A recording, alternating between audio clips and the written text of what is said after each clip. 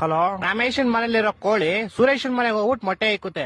ಇವಾಗ ಮೊಟ್ಟೆ ಯಾರ್ದು ಅಂತ ಹೇಳಪ್ಪ. ಮೊಟ್ಟೆ ಈಗ ಸುರೇಶನ್, ಯಾಕಂದ್ರೆ ಕೋಳಿ ಸುರೇಶನ್ ಮನೇಲಿ ಬಂದಿರ್ತಲ್ಲ, ಯಾರ ಮನೇಲಿ ಬಂದ್ ಮೊಟ್ಟೆ ಇಡುತ್ತೋ ಅವ್ರದೇ ಮೊಟ್ಟೆ. ಇಲ್ಲ ಲೇ, ಇಲ್ವಾ? ಮತ್ತಿನ್ಯಾರ್ದು ಮೊಟ್ಟೆ? ಕೋಳಿದಲ್ಲಿ. ಈಗ ಒಂದ್ ಆನೆ ಈಜಾಡಕ್ ಕೆರೆ ಒಳಗ್ ಹೋಗುತ್ತೆ, ಆಚೆ ಹೆಂಗ್ ಬರುತ್ತೆ? ಹೆಂಗ್ ಬರುತ್ತೆ? ಹೆಂಗ್ ಹೋಗಿರುತ್ತೋ ಹಂಗೆ ವಾಪಸ್ ಬರುತ್ತೆ. ಇಲ್ಲ ಲೇ, ಮತ್ತೆ ಯಾವ ಆಗ್ಬಿಟ್ಟು ಆಚೆ ಬರುತ್ತಲೇ?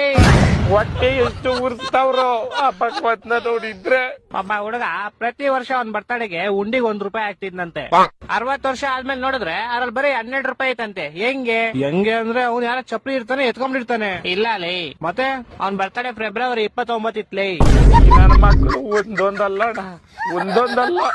ಓಕೆ, ಲಾಸ್ಟ್ ಅಂಡ್ ಫೈನಲ್ ಕೇಳ್ಕೊಂಬಿಡು. ಹೇಳು. ಒಬ್ಬ ಹುಡುಗಂಗೆ ಹೆವಿ ಶುಗರ್ ಇರುತ್ತೆ, ಡಾಕ್ಟರ್ ಅವ್ನ್ಗೆ ಸ್ವೀಟ್ ಬಿಟ್ಬಿಡು ಅಂತ ಹೇಳ್ತಾರೆ. ಅವನು ಲೈಫ್ ಪೂರ್ತಿ ಸ್ವೀಟ್ ತಿನ್ನಲ್ಲ. ಯಾಕೆ ಹೇಳು?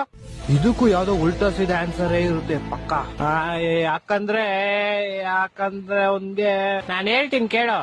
ಯಾಕಂದ್ರೆ ಆವಾಗ್ಲೇ ಹೇಳದ್ನಲ್ಲ, ಅವ್ನಿಗೆ ಶುಗರ್ ಇರುತ್ತೆ, ಡಾಕ್ಟರ್ ಹೇಳ್ತಾರೆ ಅದಕ್ಕೆ.